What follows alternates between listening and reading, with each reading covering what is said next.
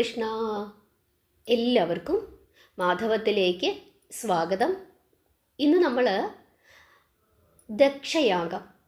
ദക്ഷയാഗമാണ് ഇന്ന് വിസ്തരിച്ചു തന്നെ പറയുന്നത്. മഹാഭാഗവതത്തിൽ ദക്ഷയാഗം വളരെ വിസ്തരിച്ച് പറഞ്ഞിട്ടുണ്ട്. 4-ാം സ്കന്ധത്തിലെ 3-ാം അധ്യായം മുതൽ 7-ാം അധ്യായം വരെ ഈ ദക്ഷയാഗം ഇങ്ങനെ വ്യാപിച്ച് കിടക്കുന്നുണ്ട്. കാരണം അത്ര വിശദമായിട്ടാണ് ഭാഗവതത്തിൽ ദക്ഷയാഗം വർണ്ണിച്ചിരിക്കുന്നത്. അക്കാര്യം നമ്മൾ ഓർക്കണം. ഭാഗവതം പൊതുവെ നമ്മൾ എന്താണ് വിശ്വസിക്കുന്നത്? മഹാവിഷ്ണുവിൻ്റെ ചരിതമായിട്ടാണ് വിശ്വസിക്കുന്നത്. അങ്ങനെയുള്ള ആ ചരിതത്തിൽ, ആ പുണ്യമായ ഭാഗവതത്തിൽ മഹേശ്വരൻ്റെ കഥകൾ വളരെ വിസ്തരിച്ച് പറഞ്ഞിരിക്കുന്നു എന്നതിൻ്റെ അർത്ഥം എല്ലാം ഒന്നു തന്നെ. ഈശ്വരന്മാർക്ക് തമ്മിൽ യാതൊരു വഴക്കും പിണക്കവും ഭേദവുമില്ല എന്നുള്ളതാണ്. ഇവിടെ നമ്മളെപ്പോലുള്ള സാധാരണക്കാരായ ആളുകളെ ചില ആചാര്യന്മാർ എന്ന് പറഞ്ഞ് തെറ്റിദ്ധരിപ്പിക്കുന്ന കുറച്ചാളുകൾ വന്നിട്ട് എന്നോട് പറഞ്ഞിട്ടുണ്ട്, പത്മനാഭസ്വാമി ക്ഷേത്ര ദർശനത്തിന് പോയി കഴിഞ്ഞിട്ട് നേരെ ഇങ്ങോട്ട് ശ്രീകണ്ഠേശ്വരം ക്ഷേത്രത്തിൽ വന്ന് തൊഴാൻ പാടില്ല കുഞ്ഞേ, ഇത് വളരെ ദോഷമാണ്. ശ്രീകണ്ഠേശ്വരത്ത് പോയാൽ പത്മനാഭൻ്റെ അടുത്ത് പോയി തൊഴരുത്. എന്നോട് പറഞ്ഞതാണ്, മറ്റാരും പറഞ്ഞതല്ല, എന്നോട് പറഞ്ഞതാണ്. കാരണം വൈഷ്ണവരും ശൈവരും 2 വിശ്വാസ പ്രമാണങ്ങൾ അടിസ്ഥാനപ്പെടുത്തി ജീവിക്കുന്നവരാണ്. രണ്ടും 2 വഴിയെ ചലിക്കുന്ന ആളുകളാണ്. അതുകൊണ്ട് അങ്ങനെ പാടില്ല. ഭസ്മം തൊട്ടാൽ പിന്നെ ചന്ദനം തൊടരുത്. എന്തൊക്കെ വിഡ്ഢിത്തരങ്ങളാണ് പറഞ്ഞു തരുന്നത്. ഞാനൊന്നും വേണ്ടിയില്ല, ചിരിച്ചു. കാരണം ഇങ്ങനെയുള്ള അല്പജ്ഞാനികളോട് നമ്മൾ എന്തു പറയാൻ? അതുകൊണ്ട് നമ്മൾ ഹൈന്ദവ വിശ്വാസികൾ, ബഹുദൈവ വിശ്വാസികളാണ്. നമുക്ക് എല്ലാവരെയും പ്രാർത്ഥിക്കാം, എല്ലാവരെയും സ്നേഹിക്കാം, എല്ലാ ക്ഷേത്രങ്ങളിലും പോകാം. ഒരു ദിവസം എല്ലാ ദേവതകളുടെ നാമങ്ങളും നമുക്ക് ജപിക്കാം. അക്കാര്യം പ്രത്യേകമായി ഓർക്കുക. നമ്മുടെ അടിസ്ഥാന പ്രമാണ ഗ്രന്ഥങ്ങളായി ഭാഗവതവും രാമായണവും ഭഗവത്ഗീതയുമൊക്കെ എടുത്തു വെച്ച് വായിക്കുക. അപ്പോൾ അതിൽ എല്ലാ സംശയങ്ങൾക്കുമുള്ള ഉത്തരങ്ങൾ നമുക്ക് കിട്ടും. ആര് നമ്മളോട് എന്തു പറഞ്ഞു തന്നാലും നമ്മുടെ മനസ്സിലിട്ട് നമ്മളൊന്ന് ചിന്തിക്കണം. ഭഗവത്ഗീത ഭഗവാൻ അർജുനന് ഉപദേശിച്ചു കൊടുത്തതിനു ശേഷം അവസാനം ഭഗവാൻ പറയുന്നുണ്ട്, അർജുന, ഞാൻ ഇതെല്ലാം നിന്നോട് പറഞ്ഞു, പക്ഷേ നീ ഇതൊന്നും അനുസരിക്കണമെന്ന് ഞാൻ പറയില്ല. നീ നിൻ്റെ മനസ്സിലിട്ട് ഇതെല്ലാം ഒന്ന് ആലോചിക്കുക. അതിനുശേഷം നിനക്ക് ശരി എന്ന് തോന്നുന്ന കാര്യം നീ ചെയ്യുക. ഇതാണ് ഭഗവാൻ അർജുനനോട് പറഞ്ഞത്. അല്ലാതെ ഞാൻ ഇതെല്ലാം പറഞ്ഞു, നീ ഇത് ചെയ്യണം എന്ന് ഒരിക്കലും പറഞ്ഞിട്ടില്ല. അതുകൊണ്ട് ആരെന്ത് പറഞ്ഞാലും നമ്മുടെ മനസ്സിലിട്ട് നമ്മളൊന്ന് ചിന്തിക്കുക. ശരിയായ ജ്ഞാനത്തിലേക്ക് നമ്മൾ എത്തുക. നമ്മൾ വിശ്വാസികളാകണം, അന്ധവിശ്വാസികളാകരുത്. എന്ത് സംശയം തോന്നിയാലും ആ ഭഗവത്ഗീത ഒന്നെടുത്ത് തുറന്നു നോക്കുക, അല്ലെങ്കിൽ ഭാഗവതം ഒന്നെടുത്ത് തുറന്നു നോക്കുക. ഭാഗവതത്തിലെ കഥകളൊക്കെ ഒന്ന് കേൾക്കുക. അങ്ങനെ കേട്ട് ഇതെല്ലാം ഒന്ന് മനസ്സിലാക്കി കഴിഞ്ഞാൽ നമ്മളെ ആർക്കും വഴി തെറ്റിക്കുവാൻ സാധിക്കുകയില്ല എന്നുള്ള കൃത്യമായ ബോധം നമുക്ക് ഉണ്ടാകണം. ഈ ദക്ഷയാഗം മൈത്രേയൻ വിതുരർക്ക് പറഞ്ഞു കൊടുക്കുകയാണ്. നമുക്കൊന്ന് കേൾക്കാം. മൈത്രേയൻ പറയുകയാണ്, പ്രജാപതികളുടെ യാഗത്തിൽ നടന്ന ആ സംഭവത്തിനു ശേഷം, അതായത് പ്രജാപതികൾ നടത്തിയ ആ യാഗത്തിൽ എല്ലാ ദേവന്മാരും അവിടെ വന്നിട്ടുണ്ടായിരുന്നു. ആ സമയത്താണ് ദക്ഷൻ അങ്ങോട്ടേക്ക് വന്നത്. ദക്ഷൻ വന്നപ്പോൾ എല്ലാ ദേവതകളും ദക്ഷനെ കണ്ട് എഴുന്നേറ്റു. പക്ഷേ ബ്രഹ്മദേവനും മഹേശ്വരനും എഴുന്നേറ്റില്ല. ബ്രഹ്മദേവൻ എഴുന്നേക്കാഞ്ഞതിൽ ദക്ഷന് യാതൊരു ബുദ്ധിമുട്ടുമില്ല, കാരണം പിതാവാണ്. പക്ഷേ മഹാദേവൻ എഴുന്നേറ്റില്ല എന്ന ആ കാരണത്താൽ മഹാദേവനെ വല്ലാതെ ദക്ഷൻ നിന്ദിച്ചു. അങ്ങനെ ആ നിന്ന കേട്ട് മനം മടുത്ത മഹാദേവൻ അവിടെ നിന്നും ഇറങ്ങിപ്പോവുകയും ചെയ്തു. ആ കഥ നമ്മൾ കഴിഞ്ഞ ദിവസം, അതായത് ഇന്നലെ നമ്മൾ വിസ്തരിച്ചു തന്നെ പറഞ്ഞിരുന്നു. അങ്ങനെ അവിടെ നടന്ന ആ സംഭവത്തിനു ശേഷം ദക്ഷൻ മഹേശ്വരനെ ശത്രുവായി കണക്കാക്കി.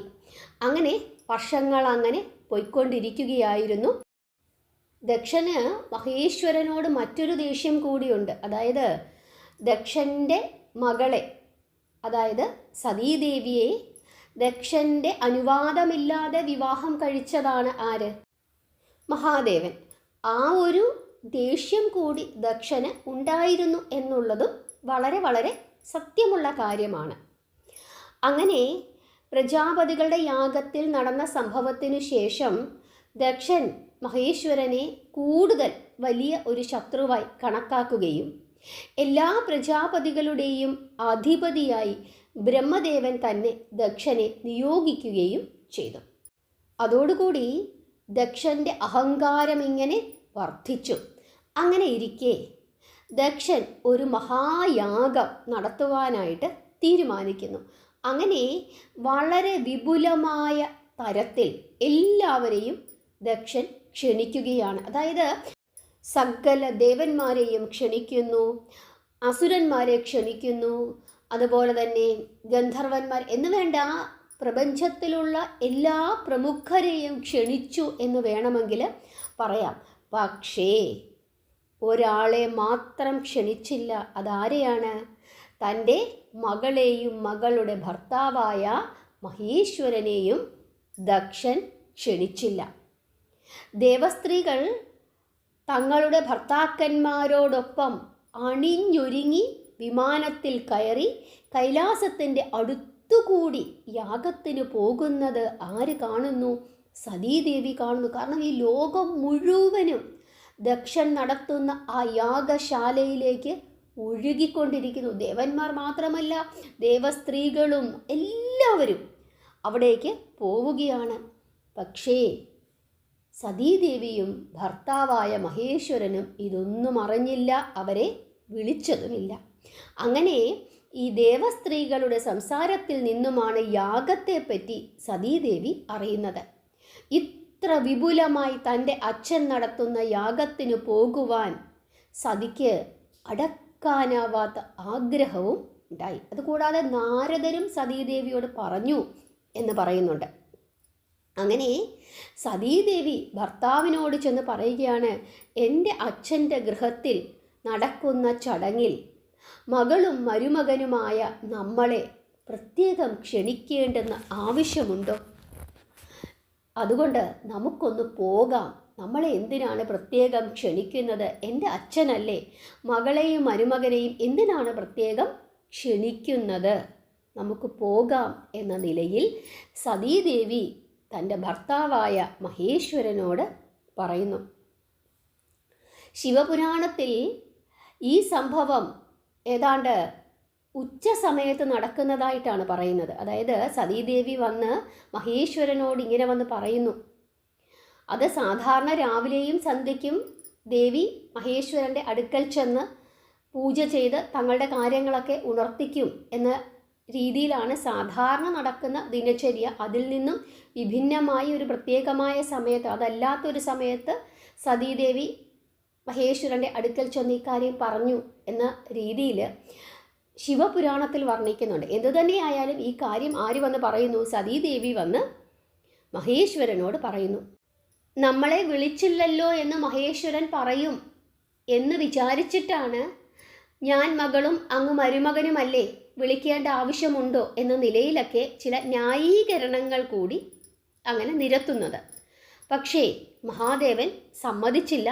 മഹാദേവൻ പറയുകയാണ്, അല്ലയോ ദേവി, നേരത്തെ പ്രജാപതികളുടെ യാഗത്തിൽ നടന്ന സംഭവങ്ങളൊക്കെ ഞാൻ ദേവിയോട് വളരെ കൃത്യമായി തന്നെ പറഞ്ഞതാണല്ലോ.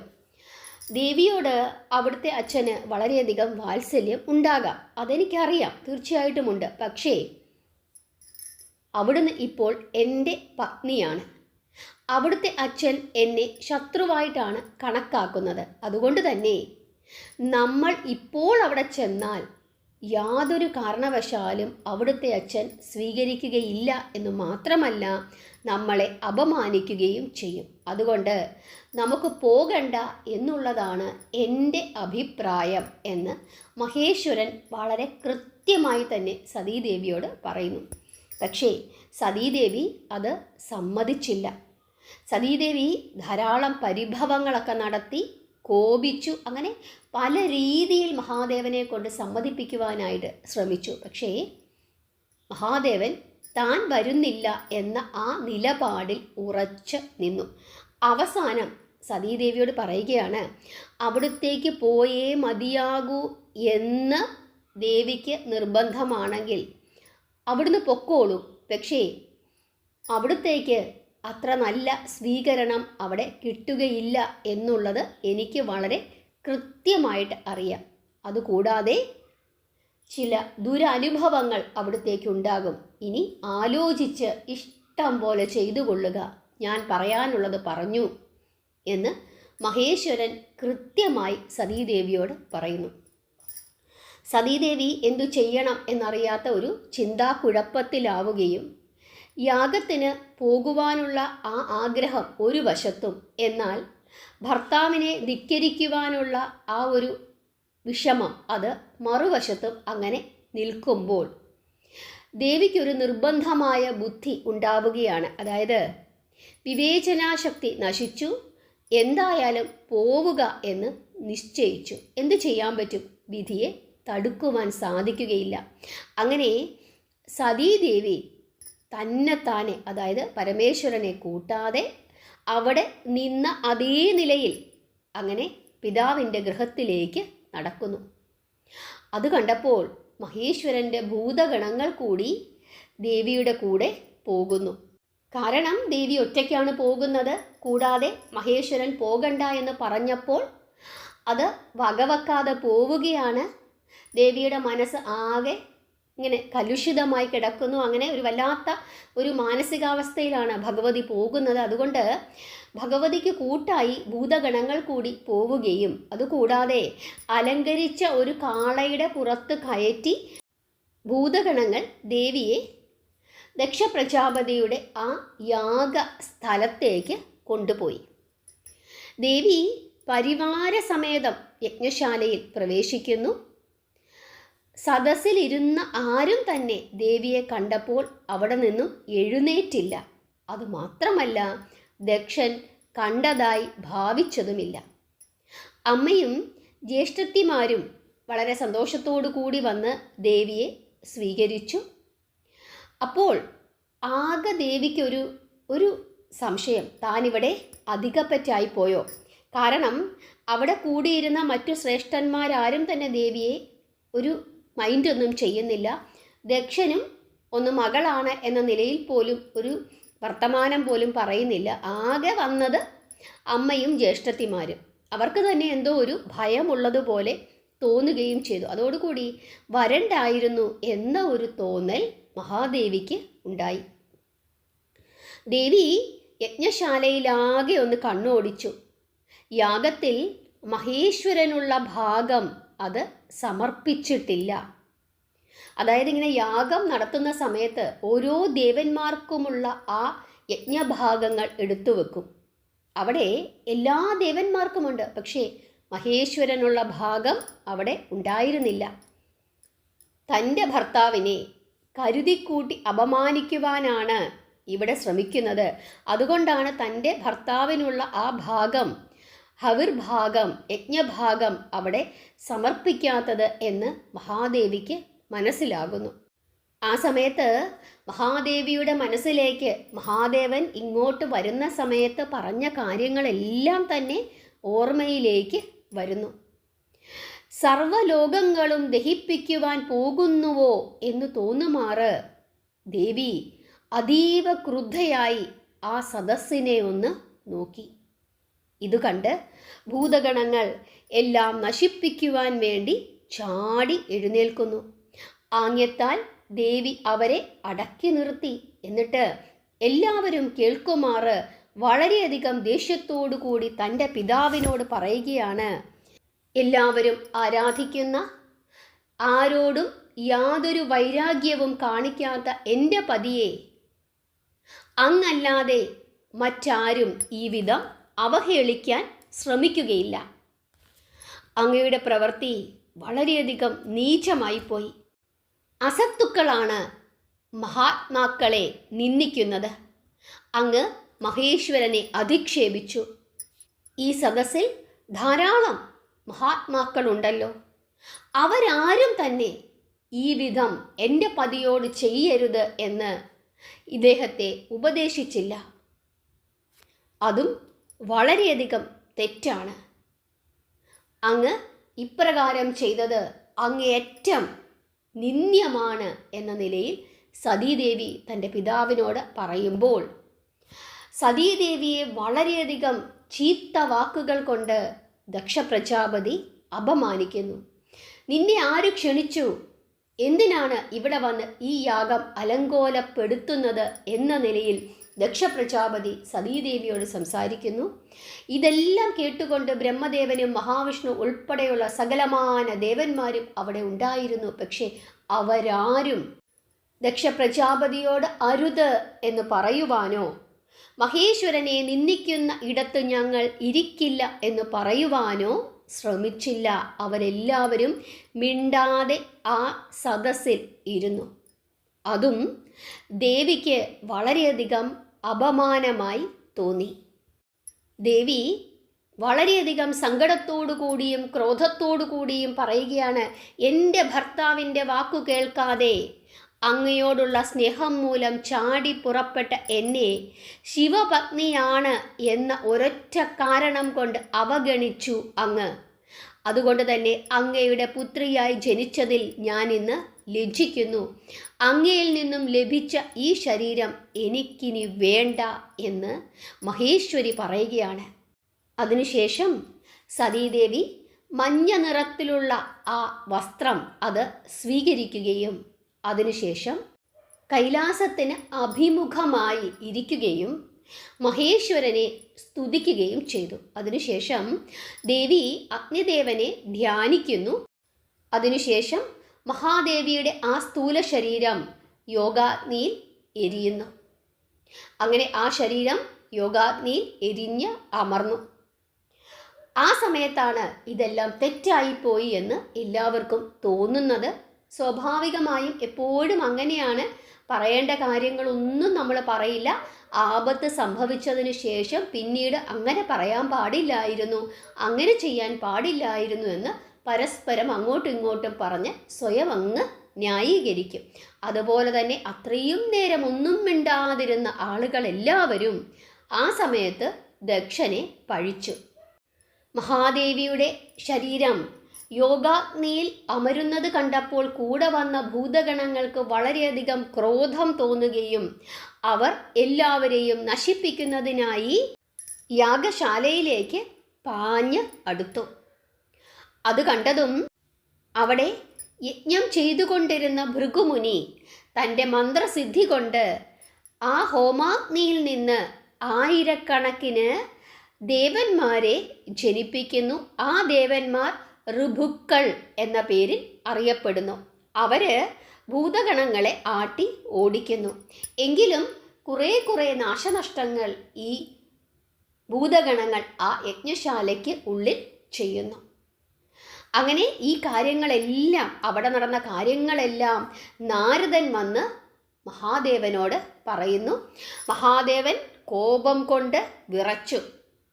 തീ പോലെ ജ്വലിക്കുന്ന തൻ്റെ ജട അഴിച്ച് അങ്ങനെ മഹാദേവൻ നിലത്ത് അടിക്കുന്നു. അപ്പോൾ ഒരു ഭയങ്കരമായ രൂപം ആ ജടയിൽ നിന്ന്, ആ നിലത്തടിച്ച ആ ജടയിൽ നിന്ന് ഉണ്ടാകുന്നു. ആകാശമുട്ടയുള്ള ഭീകര ശരീരം, നാനാതരം ആയുധങ്ങളുമേന്തിയ 1000 കൈകൾ, തീ പാറുന്ന 3 കണ്ണുകൾ, ഭയപ്പെടുത്തുന്ന ദംഷ്ട്രകൾ, കത്തിജ്വലിക്കുന്ന ചെമ്പൻ മുടി. ആരും കണ്ടാൽ തന്നെ വിറയ്ക്കും. ആ ഭയങ്കരമായ രൂപം മഹാദേവനോട് ചോദിക്കുകയാണ്, അല്ലയോ മഹാദേവ, ഞാൻ എന്തു ചെയ്യണം? എന്തിനാണ് അങ്ങനെ സൃഷ്ടിച്ചത്? അപ്പോൾ മഹേശ്വരൻ ആ രൂപത്തിനോട് പറയുകയാണ്, വീരഭദ്ര, നീ എൻ്റെ ഭൂതഗണങ്ങളെ നയിച്ചുപോയി ദക്ഷനെയും അയാളുടെ യജ്ഞത്തെയും നശിപ്പിക്കുക എന്ന്. അതോടുകൂടി വീരഭദ്രൻ മഹാദേവനെ വന്ദിച്ചതിനു ശേഷം ശിവഭൂതഗണങ്ങളെയും കൂട്ടിക്കൊണ്ട് ഉത്സാഹത്തോടുകൂടി പൊടി പടലങ്ങളെല്ലാം ഇങ്ങനെ പടർത്തിക്കൊണ്ട് എങ്ങോട്ടേക്ക് പോകുന്നു? യജ്ഞവേദിയിലേക്ക് പോകുന്നു. യജ്ഞവേദിയിലുള്ള സകലമാന ജനങ്ങളും ഭയക്കുന്നു. എന്താണ് സംഭവിക്കുവാൻ പോകുന്നത് എന്നോർത്ത് അവർ ആശങ്കപ്പെട്ടു. അങ്ങനെ ഇരമ്പി പാഞ്ഞു വരികയാണ് ശിവ കിങ്കരന്മാർ. അവരാദ്യം യാഗാഗ്നി തല്ലിക്കെടുത്തി. അതിനുശേഷം യജ്ഞം ചെയ്തുകൊണ്ടിരുന്ന മുനിമാരെ അവർ ഉപദ്രവിക്കുന്നു. ഭൃഗു മഹർഷിയെ പിടിച്ചുകെട്ടി. പണ്ട് പ്രജാപതിമാരുടെ ആ യജ്ഞശാലയിൽ വെച്ച് മഹാദേവനെ ദക്ഷൻ നിന്ദിച്ചപ്പോൾ അവിടെ ഭൃഗു മഹർഷി ഇങ്ങനെ താടിയിൽ തടവി ചിരിച്ചുകൊണ്ടിരുന്നു. അതുകൊണ്ട് തന്നെ അത് മനസ്സിൽ കിടപ്പുണ്ട്. അങ്ങനെ ഈ ഭൃഗു മഹർഷിയെ പിടിച്ചു കെട്ടിയിട്ട് ഭൃഗുവിൻ്റെ താടി രോമങ്ങൾ അവർ ഇങ്ങനെ പിഴുതെടുത്തു. അതുപോലെ തന്നെ അന്ന് അവിടെ ഉണ്ടായിരുന്ന ഭഗൻ കണ്ണുകൊണ്ട് ഇങ്ങനെ ദക്ഷനെ പ്രോത്സാഹിപ്പിക്കുന്നുണ്ടായിരുന്നു. നല്ലത് നല്ലത്, ശിവനെ അങ്ങനെ പറഞ്ഞോളൂ എന്ന് പറഞ്ഞ് ഇങ്ങനെ പ്രോത്സാഹിപ്പിക്കുന്നുണ്ടായിരുന്നു. അങ്ങനെ ആ ഭഗൻ്റെ കണ്ണുകളും അവർ ചൂഴ്ന്നെടുത്തു. അതിനുശേഷം വീരഭദ്രൻ ദക്ഷനെ പിടിച്ചു കെട്ടുന്നു. എന്നിട്ട് മലർത്തി കിടത്തി ദക്ഷൻ്റെ തലയറുക്കുവാനായിട്ട് ശ്രമിച്ചു. പക്ഷേ ദക്ഷൻ്റെ ഒരു തൊലി പോലും മുറിക്കുവാൻ വീരഭദ്രന് കഴിഞ്ഞില്ല. അപ്പോൾ എന്തു ചെയ്തു? വീരഭദ്രൻ ഇങ്ങനെ കഴുത്തു ഇങ്ങനെ പിരിച്ച് ഇങ്ങനെ ദക്ഷൻ്റെ തല പറിച്ചെടുത്തു. എന്നിട്ട് ആ അഗ്നിയിലേക്ക് ആ തല എന്തു ചെയ്തു? വലിച്ച് എറിഞ്ഞു. അതും കൂടെ കണ്ടപ്പോഴേക്കും എല്ലാവരും പരക്കം പാഞ്ഞു. അതിനുശേഷം ഈ ശിവകിങ്കരന്മാർ യജ്ഞശാലയ്ക്ക് തീയും ഇട്ടു. ദേവന്മാരെല്ലാവരും കൂടി പാഞ്ഞ് ബ്രഹ്മദേവൻ്റെയും മഹാവിഷ്ണുവിൻ്റെയും അടുക്കൽ ചെല്ലുന്നു. എന്നിട്ട് എങ്ങനെയെങ്കിലും ഈ പ്രശ്നത്തിനൊരു പരിഹാരം കാണണമെന്ന് അവരോട് പറയുന്നു. അതനുസരിച്ചിട്ട് ബ്രഹ്മദേവൻ പറയുകയാണ്, പരമേശ്വരൻ കോപിച്ചിരിക്കുന്നു. പരമേശ്വരനെ അപമാനിച്ചതാണ് ഇതിനെല്ലാം കാരണം. അതുകൊണ്ട് എത്രയും പെട്ടെന്ന് പരമേശ്വരൻ്റെ കോപം ശമിപ്പിക്കണം എന്ന് ബ്രഹ്മദേവൻ പറയുന്നു. ആ സമയത്ത് കൈലാസത്തിൽ മറ്റൊരു കാര്യം കൂടി ഉണ്ടായി. അതായത് മഹേശ്വരൻ തൻ്റെ കോപത്താൽ വീരഭദ്രനെ ജനിപ്പിച്ചു. പക്ഷേ വീരഭദ്രൻ പോയി എങ്കിലും മഹേശ്വരൻ്റെ കോപം ഒട്ടും തന്നെ ശമിച്ചില്ല. മഹാദേവിയെ ഓർത്തുകൊണ്ട് സാംബശിവമൂർത്തി തിരുനടനം ചെയ്യുകയാണ്. ആ സമയത്ത് മഹേശ്വരൻ്റെ ബാലനേത്രത്തിൽ നിന്നും സതീദേവിയുടെ താമസാംശം കൊണ്ട് പുത്രീഭാവത്തിൽ ഉടലെടുത്ത ഒരു ഉഗ്രഭീകര രൂപിണി അങ്ങനെ പുറത്തേക്ക് വരുന്നു. 8 കൈകൾ, അവയിൽ വിവിധ ആയുധങ്ങൾ ധരിച്ചിരിക്കുന്നു. നീണ്ട രക്തവർണ്ണ നിറം പൂണ്ട നാവും പുറത്തേക്കു നീട്ടി ദംഷ്ട്രങ്ങളും സ്പഷ്ടമായി കാട്ടിക്കൊണ്ട് ഒരു ഭീകര രൂപിണി ആ ദേവി ഭഗവാനെ നമസ്കരിച്ചു. എന്നിട്ട് ഭഗവാനോട് ചോദിക്കുകയാണ്, അല്ലയോ പിതാവേ, ഞാൻ എന്തു ചെയ്യണം എന്ന് ചോദിച്ചപ്പോൾ, മകളെ ഭദ്രേ, വീരഭദ്രൻ്റെ പുറകെ ദക്ഷനെ വധിക്കുന്നതിനായി നീയും കൂടി പുറപ്പെടുക എന്ന് മഹേശ്വരൻ ആ മകളോട് പറയുന്നു. അങ്ങനെ പിതാവിൻ്റെ ആജ്ഞ ലഭിച്ച മാത്രയിൽ ഭദ്രയായ ചണ്ഡികാദേവി ലോകം നടുങ്ങുമാറ് ചിലങ്കകളും മുഴക്കി കൊടുവാൾ തുടങ്ങിയ ആയുധങ്ങളും ധരിച്ച് ഉജ്ജ്വല ദീപ്തങ്ങളായ കർണകുണ്ടലങ്ങളും ഇളക്കി രൂക്ഷമായ നയനവുമായി അലറിക്കൊണ്ട് ദക്ഷയാഗശാലയിൽ പ്രവേശിക്കുകയും ഭദ്രകാളിയെ കണ്ട വീരഭദ്രൻ സന്തോഷം കൊണ്ട് അട്ടഹാസം മുഴക്കുകയും പിന്നീട് അവരെല്ലാവരും കൂടിച്ചേർന്ന് ആ യാഗശാല നശിപ്പിക്കുകയും ദക്ഷനെ വധിക്കുകയും ചെയ്തു. അങ്ങനെ ഒരു സംഭവം കൂടി അവിടെ നടന്നു. കാരണം ആ യാഗശാലയിൽ വീരഭദ്രനും ഭൂതഗണങ്ങളും മാത്രമായിരുന്നില്ല, ഭദ്രയും കൂടി ഉണ്ടായിരുന്നു. അങ്ങനെ അത് കഴിഞ്ഞപ്പോഴാണ് ദേവന്മാർ എല്ലാവരും കൂടി മഹാവിഷ്ണുവിനെയും ബ്രഹ്മദേവൻ്റെയും അടുത്തു ചെന്ന് സങ്കടങ്ങൾ പറയുന്നത്. അങ്ങനെ ബ്രഹ്മദേവനും മഹാവിഷ്ണുവും നിർദ്ദേശിച്ചതനുസരിച്ചിട്ട് ദേവന്മാർ മഹാദേവൻ്റെ കോപം അടക്കണം എന്ന് തീരുമാനിക്കുന്നു. പക്ഷേ അവർക്കറിയാം അവർ ചെന്നാലൊന്നും മഹാദേവൻ്റെ കോപം അടങ്ങുകയില്ല. അതുകൊണ്ട് തന്നെ മഹാദേവനെ പ്രസാദിപ്പിക്കണം, അതിന് ബ്രഹ്മദേവൻ കൂടി ഞങ്ങളുടെ കൂടെ വരണം എന്ന് ദേവന്മാർ അപേക്ഷിക്കുന്നു. അങ്ങനെ ദേവന്മാരുടെ അപേക്ഷ സ്വീകരിച്ചുകൊണ്ട് ബ്രഹ്മദേവൻ അവരുടെ കൂടെ ചെല്ലുന്നു. അങ്ങനെ അവരും കൂടി ചേർന്ന് എത്തുകയാണ്. അവിടെ പ്രകൃതി രമണീയമായ ഒരു സ്ഥലത്ത് കൈലാസത്തിൽ വലിയ ഒരു മഹേശ്വരൻ ഒരു വടവൃക്ഷത്തിന്റെ ചുവട്ടിൽ മഹാദേവൻ ഇരിക്കുന്നു. അങ്ങനെ ഇരുന്ന് സമാധിയിലിരുന്ന് ധ്യാനിക്കുന്ന ആ മഹേശ്വരനെയാണ് അവർ കാണുന്നത്. അവരെല്ലാവരും കൂടി മഹേശ്വരൻ്റെ അടുക്കൽ ചെന്ന് മഹേശ്വരനെ സ്തുതിച്ചു. അങ്ങനെ കുറേയേറെ സമയം സ്തുതിച്ചപ്പോൾ മഹേശ്വരൻ കണ്ണു തുറക്കുന്നു. അങ്ങനെ എല്ലാവരെയും നോക്കി. ആ സമയത്ത് ബ്രഹ്മദേവൻ മഹേശ്വരനോട് പറയുകയാണ്, മായാമോഹത്താൽ അജ്ഞനും അഹങ്കാരിയുമായ ദക്ഷൻ ചെയ്ത തെറ്റിന് അങ്ങവനെ ശിക്ഷിച്ചു. അത് നല്ലതു തന്നെ. ശിക്ഷയുടെ ലക്ഷ്യം ഒരുവനെ തെറ്റിൽ നിന്നും ഉദ്ധരിക്കുകയാണ്. അതങ്ങേക്ക് അറിയാമല്ലോ, അല്ലാതെ അവനെ നശിപ്പിക്കുന്നതല്ല. അതുകൊണ്ട് തെറ്റു തിരുത്തി നല്ലവനായി ജീവിക്കുവാൻ അങ്ങ് ദക്ഷനെ അനുവദിക്കണം. അതുമാത്രമല്ല, യജ്ഞം അത് പൂർത്തിയായിട്ടില്ല. ഒരു യജ്ഞം ഇടയ്ക്ക് വെച്ച് അങ്ങനെ അറ്റുപോകുന്നത്, നിന്നു പോകുന്നത് അത് ശരിയല്ല. യജ്ഞം ശരിയായ രീതിയിൽ അവസാനിപ്പിക്കുവാൻ അങ്ങ് അനുഗ്രഹിക്കണം എന്ന് ബ്രഹ്മദേവൻ മഹേശ്വരനോട് പറയുന്നു. ഹരേ കൃഷ്ണ. എത്ര മഹത്തായ വചനങ്ങളാണ് ഇവിടെ ബ്രഹ്മദേവൻ പറഞ്ഞത്. അതായത് തെറ്റിൻ്റെ ശിക്ഷ അത് ഒരുവനെ നല്ലതിലേക്ക് നടത്തുന്നതിന് വേണ്ടിയിട്ടാണ്, അല്ലാതെ അവനെ നശിപ്പിക്കുന്നതിന് വേണ്ടിയിട്ടല്ല. കാരണം ഇവിടെ ഒരു അവസരം ദക്ഷന് കൊടുക്കണം എന്ന നിലയിലാണ് ബ്രഹ്മദേവൻ മഹേശ്വരനോട് പറയുന്നത്. അങ്ങനെ മഹേശ്വരനോട് ബ്രഹ്മദേവൻ ഇപ്രകാരമെല്ലാം പറഞ്ഞപ്പോൾ മഹേശ്വരൻ പുഞ്ചിരിച്ചുകൊണ്ട് ബ്രഹ്മദേവനോട് പറയുകയാണ്, അങ്ങ് പറഞ്ഞത് വളരെ ശരിയായ കാര്യമാണ്. എനിക്കും ദക്ഷനെ നശിപ്പിക്കണം എന്നുള്ള ഉദ്ദേശം ഇല്ല. അയാൾ നന്നാവണം എന്നുള്ള ആഗ്രഹം മാത്രമേ എനിക്കുള്ളൂ. എന്നെ അപമാനിച്ചാൽ അതിന് ഞാൻ കോപിക്കാറില്ല. അത് അന്ന് പ്രജാപതിമാരുടെ യജ്ഞശാലയിൽ വെച്ച് അങ്ങും കണ്ടതല്ലേ. പക്ഷേ ആ അപമാനം എൻ്റെ പത്നിയുടെ ശരീരനാശത്തോളം ചെന്നെത്തിയാൽ അതിനൊരു കടിഞ്ഞാണിടേണ്ടത് വളരെയധികം അത്യാവശ്യമാണ് എന്ന് തോന്നി. ഞാൻ അത്രമാത്രമേ ഇവിടെ ഉദ്ദേശിച്ചുള്ളൂ. എനിക്ക് ദക്ഷനോടെന്നല്ല മറ്റാരോടും യാതൊരു ദേഷ്യവും ഇല്ല എന്ന് മഹേശ്വരൻ എല്ലാവരോടുമായി പറയുന്നു. അപ്പോൾ ബ്രഹ്മദേവൻ പറയുകയാണ്, അങ്ങനെയാണെങ്കിൽ ദക്ഷൻ തുടങ്ങിയ യാഗം അങ്ങയുടെ സാന്നിധ്യത്തിൽ പൂർത്തീകരിക്കണം എന്നുള്ളതാണ് ഞങ്ങളുടെ ആഗ്രഹം. അങ്ങ് അതിനെ അനുഗ്രഹിക്കണമെന്ന് പറയുന്നു. ബ്രഹ്മാവും ശിവനും ദേവന്മാരുമൊക്കെയായി യാഗം നടക്കുന്ന സ്ഥലത്തേക്ക് ചെല്ലുന്നു. യജ്ഞം വീണ്ടും തുടങ്ങുന്നു.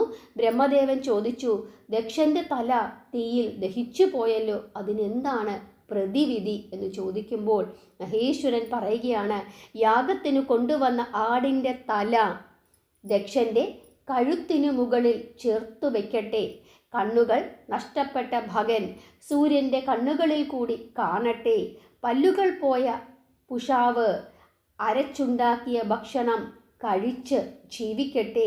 ഭൃഗുവിൻ്റെ മുഖത്ത് ആടിൻ്റെ രോമങ്ങൾ കിളിർക്കട്ടെ എന്ന്. കാരണം ഇവിടെ ആ ബഹളത്തിൻ്റെ ഇടയിൽ, അതായത് ശിവഭൂതഗണങ്ങളും വീരഭദ്രനും എല്ലാവരും കൂടി ഈ ദക്ഷൻ്റെ തല അറുത്ത അങ്ങനെ പിരിച്ചെടുത്ത് യാഗകുണ്ടത്തിൽ എറിഞ്ഞ സമയത്ത് ഇവിടെ ഭഗൻ്റെ കണ്ണുകൾ ചൂഴ്ന്നെടുത്തിരുന്നു.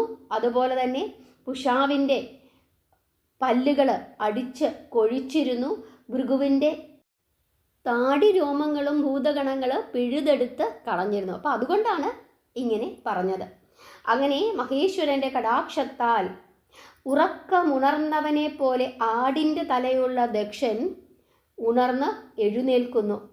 ദക്ഷന് അങ്ങനെ ഒരു പുനർജന്മം കിട്ടി. അതുപോലെയായി തീർത്തും ഒരു പുതിയ മനുഷ്യൻ, ഒരു പുതിയ പ്രജാപതി. ആരോടും ദേഷ്യമില്ല, ആരോടും വെറുപ്പില്ല, അഹങ്കാരമില്ല. പ്രത്യേകിച്ച് ശിവനോട് ഭയങ്കരമായ ഭക്തി. ദ്രോഹിച്ചിട്ടും എല്ലാം മറന്ന് തൻ്റെ മേൽ ദയ കാണിക്കുന്ന ആ മഹേശ്വരൻ്റെ ആ മഹാത്മ്യം ഓർത്ത് താൻ മൂലം ദേഹം നശിപ്പിച്ച തൻ്റെ ഏറ്റവും പ്രിയപ്പെട്ട ആ പുത്രിയെ ഓർത്തിട്ടും ദക്ഷൻ ഇങ്ങനെ കരയുകയാണ്. അങ്ങനെ ദക്ഷൻ്റെ കണ്ണുകൾ നിറഞ്ഞ് ഒഴുകി ഒന്നും പറയാനാകാതെ പശ്ചാത്താപത്തോടുകൂടി മഹേശ്വരൻ്റെ പാദങ്ങളിൽ വീണ് ആ കാലുകളിൽ മുറുക്ക പിടിച്ചുകൊണ്ട് മാപ്പ് അപേക്ഷിക്കുകയാണ്. അങ്ങനെ മഹേശ്വരൻ ദക്ഷനോട് ക്ഷമിക്കുന്നു. അങ്ങനെ മുടങ്ങിയ യാഗം പൂർത്തിയാക്കുവാൻ ബ്രഹ്മദേവൻ ദക്ഷനോട് പറയുന്നു. ആ സമയം സർവാഭരണഭൂഷിതനായി ശ്രീഹരി അവിടെ പ്രത്യക്ഷപ്പെടുന്നു. എല്ലാവരും ശ്രീഹരിയെ ദണ്ഡനമസ്കാരം ചെയ്ത് സ്തുതിക്കുന്നു. ദക്ഷൻ ശ്രീഹരിയെ പൂജിക്കുന്നു.